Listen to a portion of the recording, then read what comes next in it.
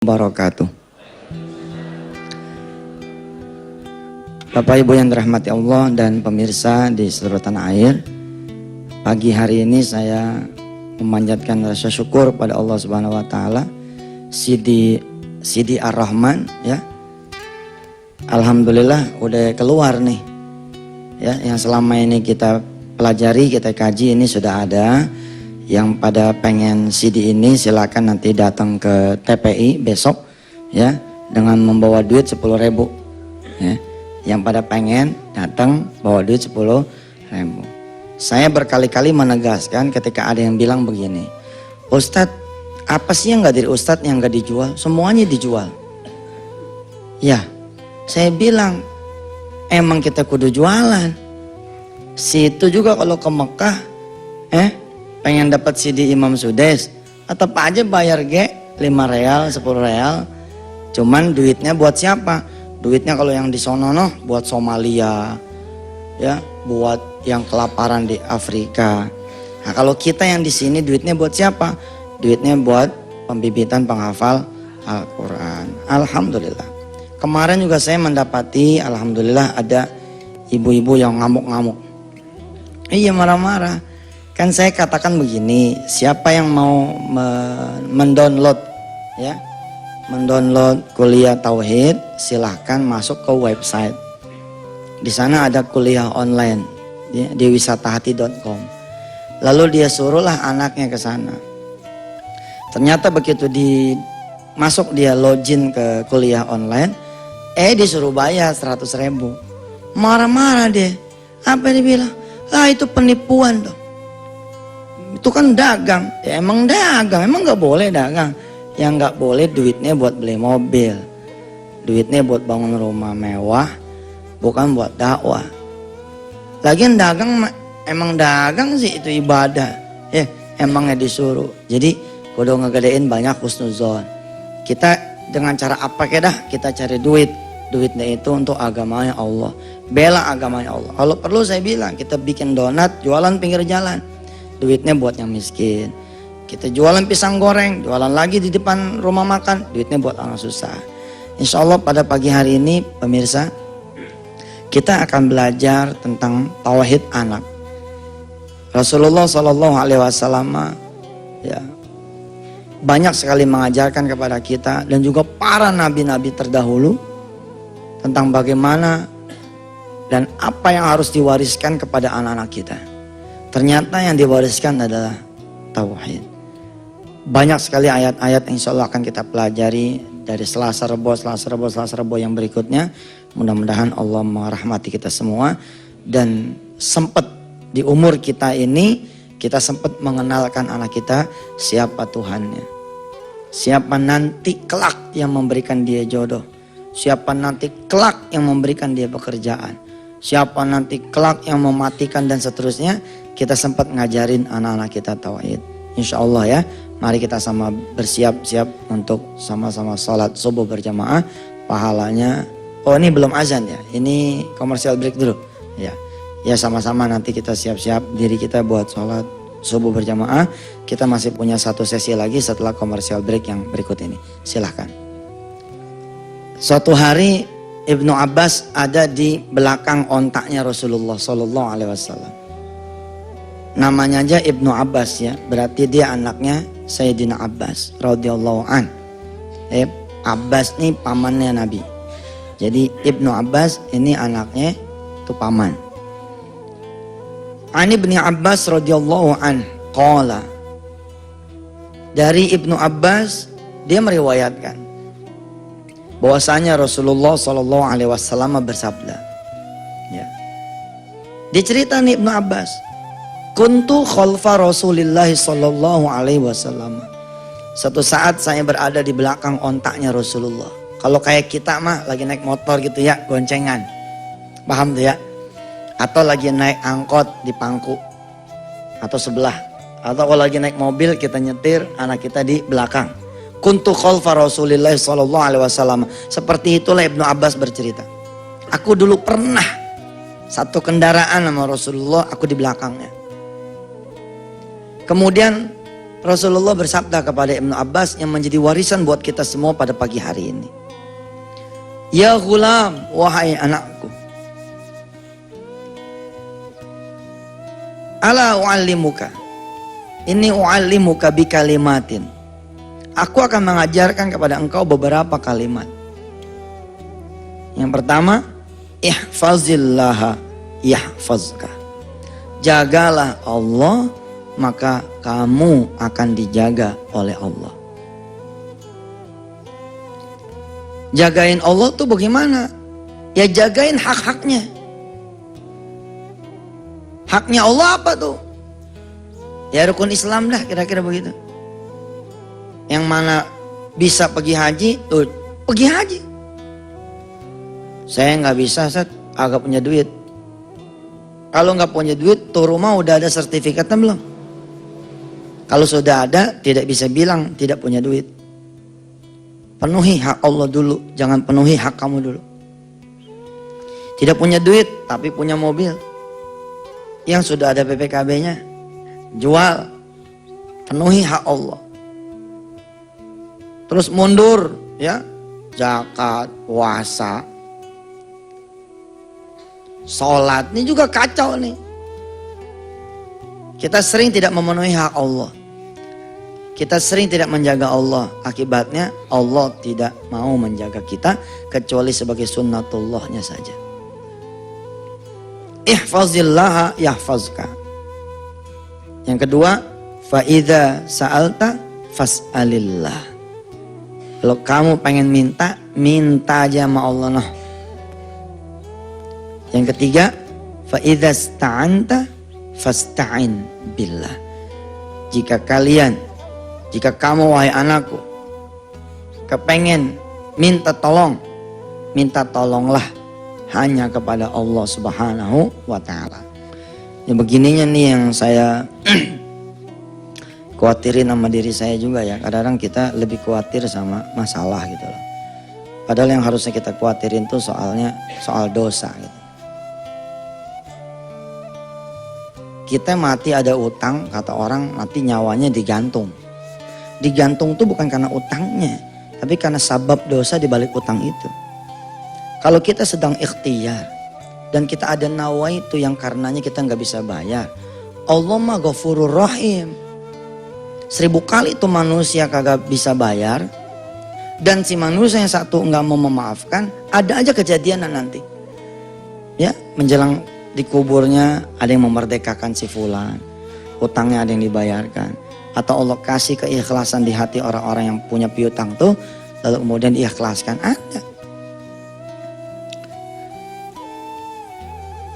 Nah ini nyambung nih ke apa yang kita pelajari pada pagi hari ini ya. Coba pemirsa di rumah buka surah Al-Baqarah ya. Ayatnya ayat 131.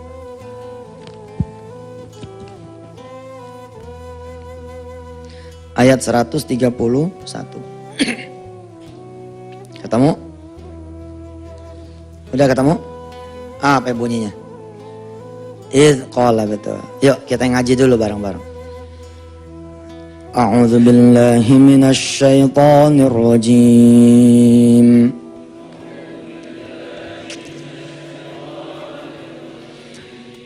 Bismillahirrahmanirrahim.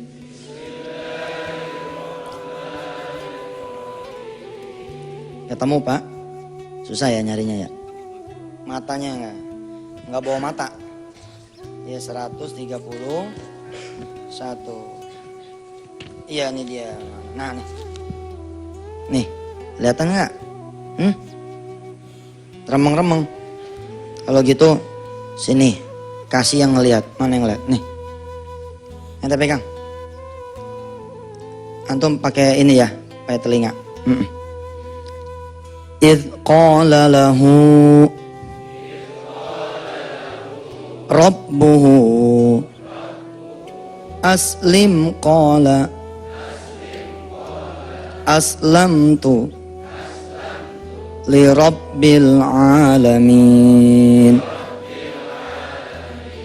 ووصى بها إبراهيم بنيه ويعقوب يا بني إن الله اصطفى لكم الدين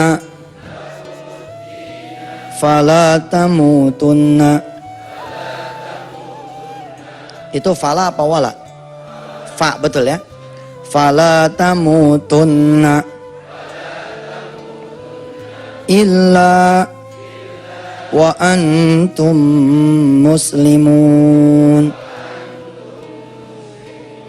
Am kuntum syuhada'a إذ حضر يعقوب الموت إذ قال لبنيه ما تعبدون من بعدي قالوا نعبد إلهك wa ilaha abaika Ibrahim wa Ismaila wa Ishaqa ilahan wahida wa nahnu lahu muslimun. Ya Allah, ini ayat nih yang mendasari pesantren Darul Quran ya pada tahun ini membuka program i'dad sebagai penyempurnaan dari santri-santri taruna. Jadi buat pemirsa ya, ajarkan anak-anak tauhid. Jadi sekarang nih di Darul Quran, yang mau masuk ke Darul Quran, kita tahan dulu setahun. Jangan langsung megang buku pelajaran. Kenalin dulu tuh siapa Tuhan kamu. Ya, tujuannya apa ya belajar, cita-citanya bagaimana, yang bisa nganterin siapa. Setahun kita perbaiki dulu tauhidnya. Salah satu inspirasinya adalah ayat ini. إذ قال له ربه أسلم قال أسلمت لرب العالمين. Ketika kemudian Allah mengatakan kepada Ibrahim, aslim, berserah dirilah kamu, masuk Islam lah, kira-kira begitu. Lalu Nabi Ibrahim menjawab, qala aslamtu lirabbil alamin. Naam, iya, aku menyerah kepada engkau ya Allah, Tuhan alam semesta. Saya perhatikan ya dalam konteks kekinian ya, pelajaran tauhid ini memang luar biasa Pak. Ntar nih kalau sempat nih ya, habis commercial break, kita coba angkat satu kisah ya, bagaimana pengajaran tauhid itu sudah berhasil membuat seorang anak manusia mendapatkan pertolongan Allah Subhanahu wa taala. Kita suka nggak tahu jalan sih. Kenapa kita disyariatkan membaca suratul Fatihah? Salah satu ya rahasianya adalah kita diperkenalkan terus sama Allah gitu. Minta petunjuk terus gitu. Ntar deh ya, kita coba iklan dulu. Jangan kemana-mana pemirsa. Silakan kalau yang mau ke kamar kecil dulu. Jangan lupa balik lagi. Jangan kelamaan di kamar kecil ya. Kita terusin lagi habis commercial break yang berikutnya. Jadi satu hal yang saya ingatkan kepada diri saya dan kepada pemirsa semua di rumah, sudahkah kita mengajarkan tauhid kepada anak kita? Kalau sanggup ajarkan sendiri. Kalau tidak sanggup bawa dia ke kiai. Kalau sanggup ya kenalkan sendiri. Kalau tidak sanggup anterin ke pesantren. Biar dia kenal sama Allah tuh. Nggak apa-apa berpisah 1 tahun 2 tahun istilahnya begitu, tapi ntar berkumpul di surganya Allah Subhanahu wa taala. Daripada bareng-bareng sama kita, bareng-bareng juga masuk neraka. Lah anaknya pengen nonton konser dianterin sama orang tuanya, coba. Iya kalau konsernya nasyid mah ya enggak. Ini kalau konsepnya kagak juntrungan yang gak bener, udah belum ngajarin tauhid buat anak. Nah kita diajarin nih dari surah Al-Baqarah ini. Wa wassa biha Ibrahimu banihi wa Ya'qub. Mewasiatkan Ibrahim tuh anak-anaknya. Anaknya Nabi Allah Ibrahim siapa? Ismail, Ishak. Terus wa Ya'qub. Dan begitu juga lah Ya'qub. Apa sih yang diwasiatkan? Nih saya kalau ceramain ini ingat Zainuddin MZ nih. Ingat Kiai Zainuddin MZ. Ini paling favorit nih ceramah ini. Dulu kan ada ceramahnya ya. Ma ta'buduna min ba'di. Gitu tuh ceramahnya. Saya sampai niru-niru zaman dulu tuh dia. Saking pengennya jadi Kiai Zainuddin MZ ya. Alhamdulillah mirip dikit ya. Makasih Pak Kiai. Mudah-mudahan Pak Kiai panjang umur. Ya. Mudah-mudahan makin tambah istiqomah di jalan Allah Subhanahu wa taala. Benar nih. Ceramahnya Kiai Zainuddin MZ dulu ada yang begini nih modelnya. Kalau kita ya begitu mau sekarat masih ingat Banda. Ya, lo jangan jual tanah gua ya. Kalau jual gua bangun lagi. Gua cekek lo. Udah mau mati ingat Banda.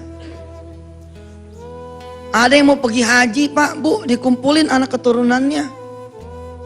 Bukan minta doa, tapi ntar jangan lupa ya, yang enoh tagihannya sekian. Ya, pintu yang nomor 8 sekian. Kontrakan yang diingat. Sampai-sampai ada jamaah saya, Masya Allah, itu telepon. Ya, nggak ada yang salah sih. Telepon, tolong jangan lupa ya nak. Ya pokoknya sesuatu yang dunia terus gitu. Amit-amit Pak, jangan sampai kita begitu tuh. Udah nyawa udah mau hilang itu kita masih ingat Banda kita tuh ya Allah. Kalau bisa nih kayak Ibrahim, kayak Ya'qub gitu. Emang apa sih yang dia kata pada? Ternyata subhanallah, ya bunayya, ya baniya, wahai anak-anakku, innallaha astafa lakumuddina, fala tamutunna illa wa antum muslimun. Allah udah milihin kalian semua itu agama, yaitu Islam.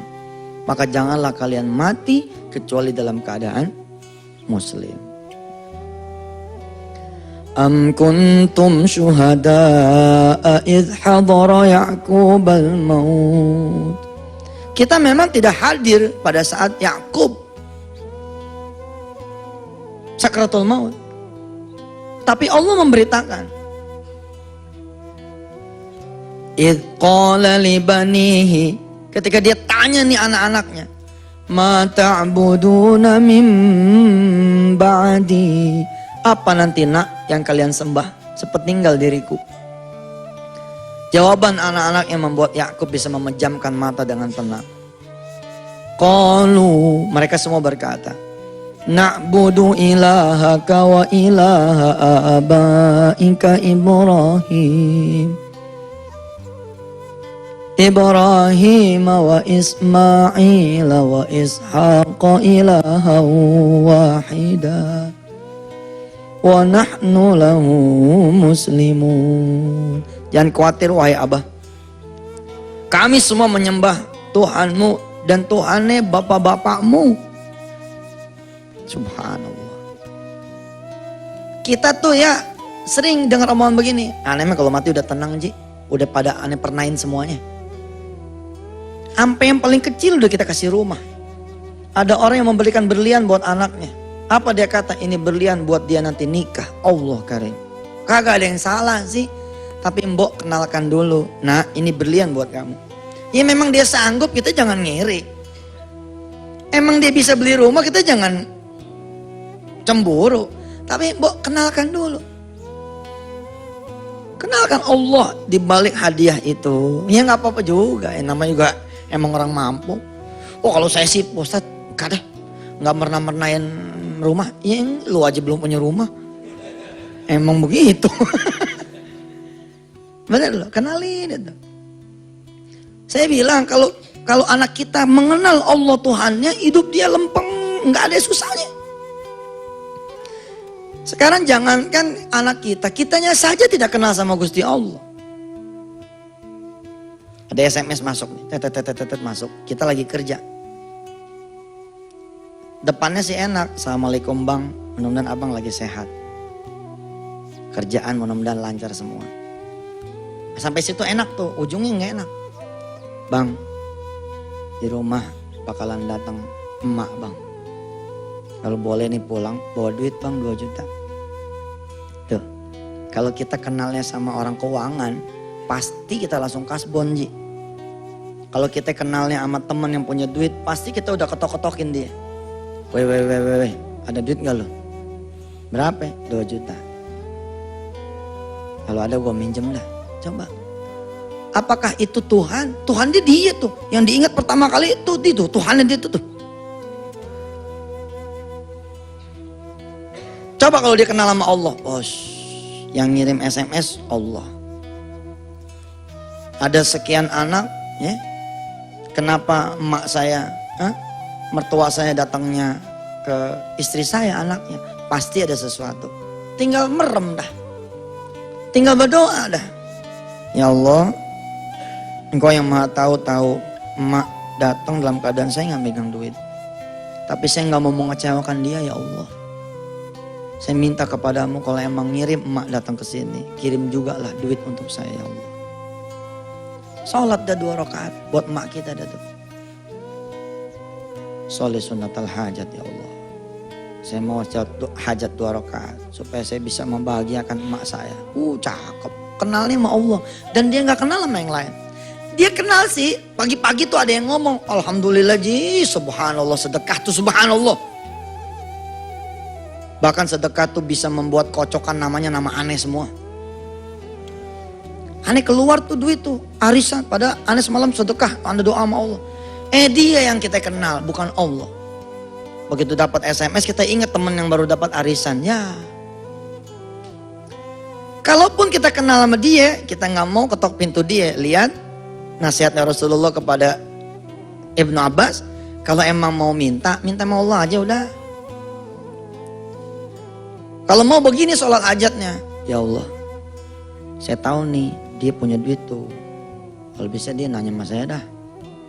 Gue lagi punya duit nih, butuh duit nggak? Kalau bisa begitu ya Allah. Iya, dialognya begitu. Bener loh Pak. Ya Allah, ini koran ada lowongan pekerjaan. Kalau bisa ya Allah bikin nih dia nyari saya, bagaimana ke ceritanya. Kalau Bapak yakin terjadi Pak. Gimana aja kayak dia nyangkutnya gitu. Tiba-tiba set dapet. Tapi kalau nggak kenal ilmu gendam yang begini modelnya nih, itu rugi. Ini kan gendam syariat namanya. Bacain, kalau saya nyatain cinta duluan sama dia gak lucu nih ya Allah. Bikin ya Allah supaya dia yang menyatakan cintanya pada aku ya Allah. Cakep ya. Udah, habis sholat 2 rakaat santai aja udah. Nih ada beberapa ayat sebelum di belakangnya ya, saya bacain ya. Nanti ketemu ada kalimat bala man aslama. Bala man aslama wajhahu lillahi wa huwa muhsinun falahu ajruhu inda rabbih wala khawfun alaihim wala hum yahzanun.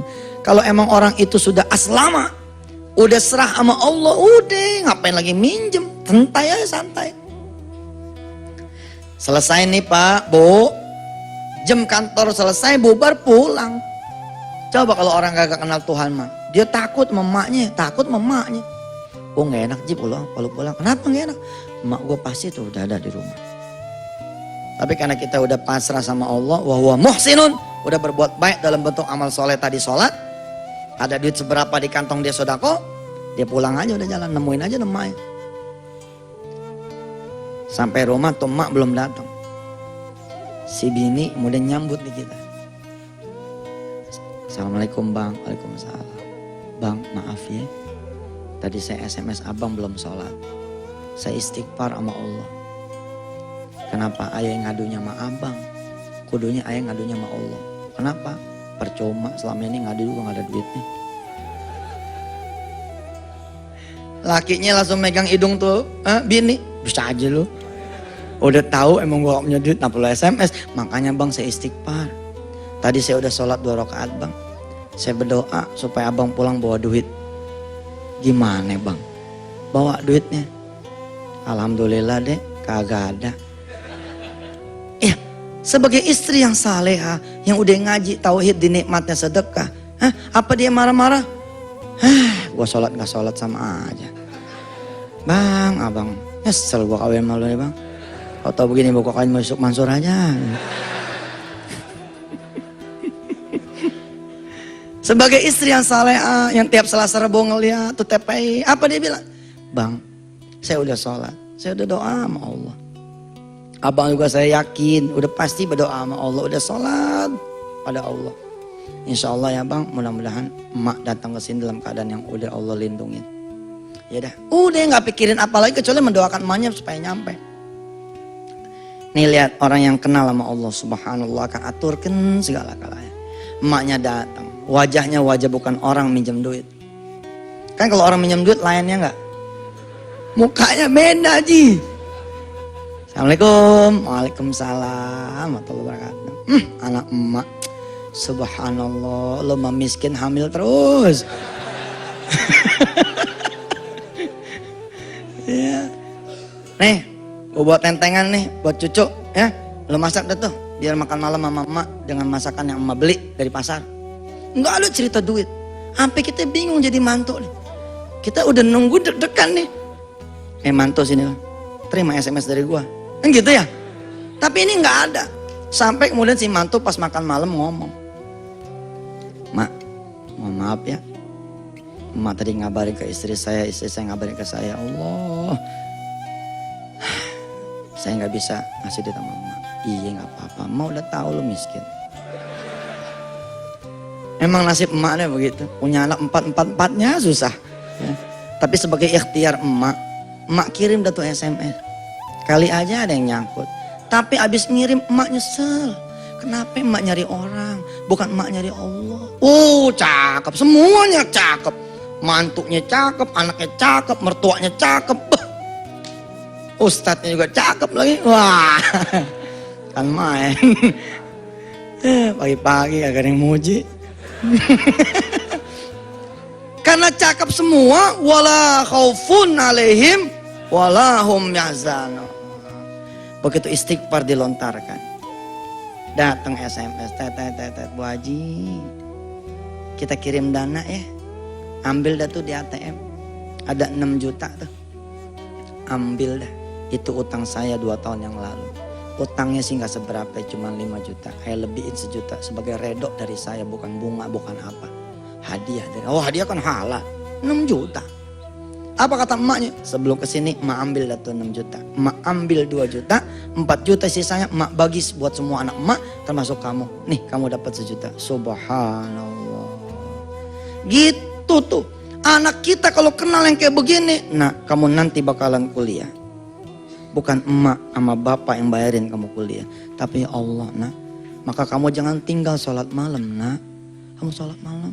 Mau doain emak biar emak panjang umur. Mau sholat duha nak. Karena bukan emak yang bayarin sekolah kamu. Tapi Allah ajarin tuh yang kayak begitu. Kalau kagak sanggup bawa ke Darul Quran. Sini. Bismillahirrahmanirrahim. Atas izin Allah mudah-mudahan saya bisa dengan para asatis mendidik anak-anak ibu semua tauhid. Nggak percaya sama Darul Quran, bawa ke pesantren-pesantren yang lain. Pokoknya menyantren lah, nyantren tuh anak, biar kemudian dia mengenal Allah dan Rasulnya. Mudah-mudahan ya. Kita masih nih membahas tentang tauhid anak. Besok hari Rabu, insya Allah. Wa ba'du, alih-alih ganti dengan doa penutup, saya benar-benar minta maaf kepada pemirsa. Umpama kata ada janji-janji saya mau ngomong ini, mau ngomong itu, mau ngasih ini, ngasih itu, ternyata tidak terrealisasi. Saya pribadi atas nama cinta kepada Anda semua, saya minta maaf. Mudah-mudahan Allah memaafkan saya. Hadanallahu wa iyyakum ajma'in. Assalamualaikum warahmatullahi wabarakatuh.